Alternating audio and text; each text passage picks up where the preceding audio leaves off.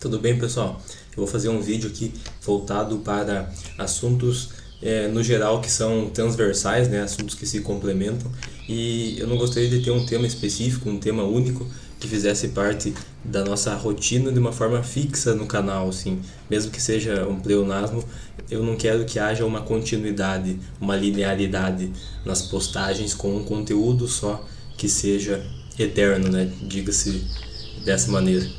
Por isso, hoje eu vou falar sobre um artigo que eu venho lendo relacionado ao conteúdo, né, mais especificamente a toda essa formação discursiva que se dá e que tem a ver com a malandragem, o signo, a palavra malandragem.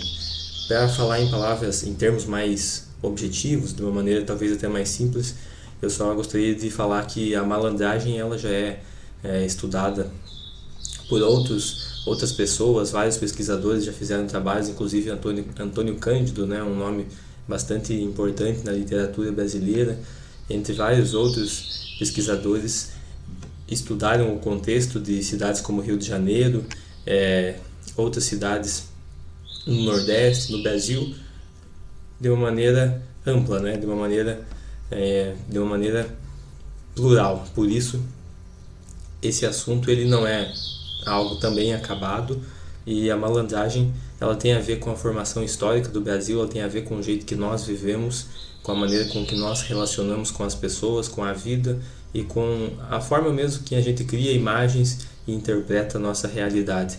Por isso, a malandragem ela tem essa espécie de jogo de cintura, esse jeito difuso de ser, né, que não são palavras minhas, há quem diga que é uma espécie de inconstância, uma instabilidade, ser malandro, né? E isso também nos faz pensar no jeitinho brasileiro. E não somente isso, mas o jeitinho brasileiro está relacionado com a pesquisa que eu venho fazendo, que provavelmente vai fazer parte do meu TCC também, ou quem sabe simplesmente vai fazer parte do meu enriquecimento cultural, intelectual, vivencial mesmo, né? Porque se for aplicado essa teoria que eu venho pesquisando, que nós buscamos de maneira formal, se for aplicado na prática, com certeza nós teremos bons resultados que nos farão mais plenos, mais felizes, e assim que a gente continue vivendo de uma maneira estável, apesar de todo o movimento do cosmos, do planeta e todas essas energias e capacidades, potencialidades que existem dentro de nós. Esse vídeo também não tem um caráter único, como eu comentei antes, de uma maneira científica, nem espiritual, nem religiosa, nem filosófica. Ele não é uma coisa só, né? Talvez ele tenha uma unidade, mas essa unidade se dá pela pluralidade, né? Pela diversidade. Por isso que esse vídeo, quando eu comento sobre a malandragem, né? Quando eu falo sobre isso, eu me refiro a esse artigo, que eu inclusive estou olhando aqui, que é para ter as citações de uma maneira adequada, né? Para não deixar de falar ninguém, não deixar de pronunciar quem são os autores. E aqui eu cito a Michele Suzana de Almeida Gabani e o Carlos Augusto Cerbeno, que são ambos da UFPR. A primeira citada, ela é mestranda. Esse artigo é resultado provavelmente desse projeto dela, né, dessas pesquisas que ela vem fazendo ao longo do mestrado, provavelmente. E aqui um professor, o Carlos, que foi o segundo que eu citei, professor do Departamento de Psicologia da UFPR, né, Universidade Federal do Paraná. Nesse artigo, cujo título é Exu, então já temos um nome bastante polêmico, né, para a gente começar nosso diálogo. Exu, um trickster solto no terreiro psíquico. Esse é o título do artigo. Exu, um trickster solto no terreiro psíquico.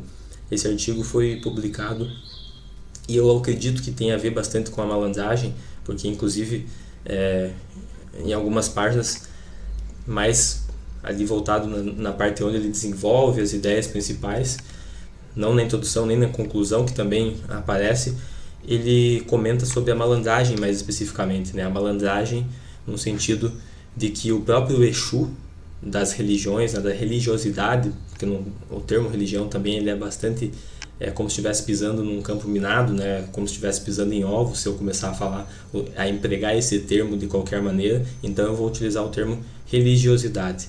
E a figura de Exu como símbolo dentro da religiosidade afro-brasileira, né? Tem muito a ver com a formação histórica, porque várias nações vieram da África, do continente africano para cá e fizeram o que nós conhecemos hoje como a Umbanda, o Candomblé, que é até mais antigo, porque a Umbanda tem o seu mito de iniciação, né, o seu mito fundador, mas esse mito não é tão claro assim. Então, ela existe, ela surgiu em determinado momento, entretanto, na minha opinião, ela não deixa de estar ligada obrigatoriamente, né, interligada com o Candomblé, com as outras matrizes dessas outras nações que vieram, tantas da África, como por exemplo da região da Costa da Mina, Benin, Angola, Nigéria, entre outros lugares. Por isso, existe essa diversidade de ritos, essa diversidade na forma de se comportar, de se portar, utilizar o corpo, fazer os movimentos ritualísticos, os movimentos mágicos, porque essa palavra magia, né, ela tem uma origem até mesmo lá no grego, no latim, no persa, mais especificamente, que significa o mago, né, aquele que faz a magis, a mágica, a magia, o radical magis, que é aquele comecinho da palavra lá, né, o prefixo, ele na língua persa antiga tem a ver com sabedoria. Magia igual a sabedoria. Por isso, quando nós utilizamos essa palavra mágica, não é de uma maneira totalmente mitológica, né, voltada simplesmente para crenças em dogmas, mas também não é totalmente científica. Ela é científica de um ponto de vista etnográfico, de quando eu observo uma etnia sem fazer julgamentos de valor, julgamentos de padrões pré-programados, mas mais especificamente voltados para a cultura ocidental ou dando um foco específico para outras culturas que não sejam as orientais ou que não sejam aquelas que estão marginalizadas de uma certa maneira. Para que isso seja possível, né, voltamos a falar do Exu, dando uma espécie de ênfase para essa personalidade marginal mesmo, e que é tão ampla, tão polissêmica, tão ambígua, né?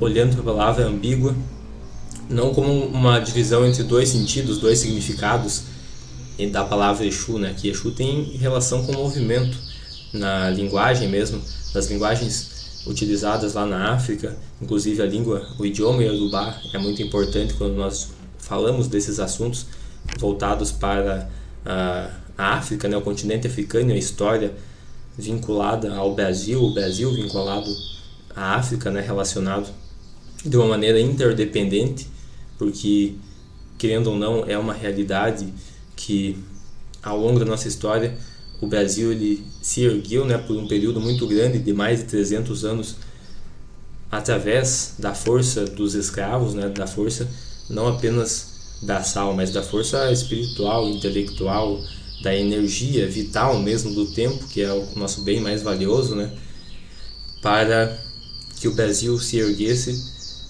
Isso aconteceu, esse desgaste, né, esse despreendimento de forças, de energias vitais, ele possibilitou que o Brasil, depois mesmo, até hoje em dia, né, para falar de uma maneira bem sucinta, bem resumida, que ele seja o que ele é, estando nessa posição econômica, né, que nós estamos hoje, poderíamos estar melhor.